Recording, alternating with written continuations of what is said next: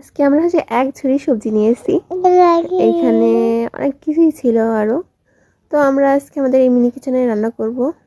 আমাদের আজকের রেসিপি ছিল হচ্ছে করলার শাক ভাজি, আলুর চপ, সালাদ ছিল, আর একটা হচ্ছে ভাজি ছিল। সেই ভাজিটার মধ্যে আমরা পেঁয়াজ ফুল, সিম, ধনিয়া পাতা আর পুঁইয়ের ফল এটা দিয়ে একটা ভাজি করব। তো আমরা প্রথমে আলুগুলো এরকম কুচি কুচি করে কেটে নিব। তারপরে যেহেতু আমরা হচ্ছে করলা শাক ভাজি করব, তো করলাগুলো আমরা এরকম চাক চাক করে কেটে নিব, সুন্দরভাবে কেটে রেখে দিব ওই বাসনটাতে।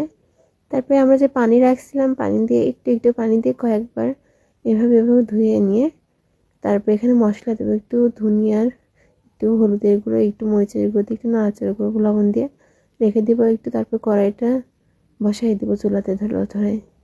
তারপর তেল দিয়েছি সামান্য পরিমাণ। ওই তেলে আমরা এক এক করে, যখন তেলটা একটু গরম হয়ে যাবে তখন আলুগুলো আমরা দিয়ে দিচ্ছি এভাবে।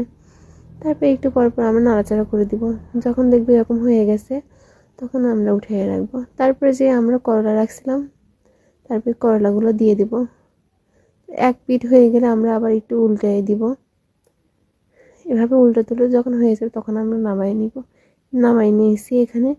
তারপরে যে পেঁয়াজ ফুল ছিল ওইগুলো আমরা কেটে নিব।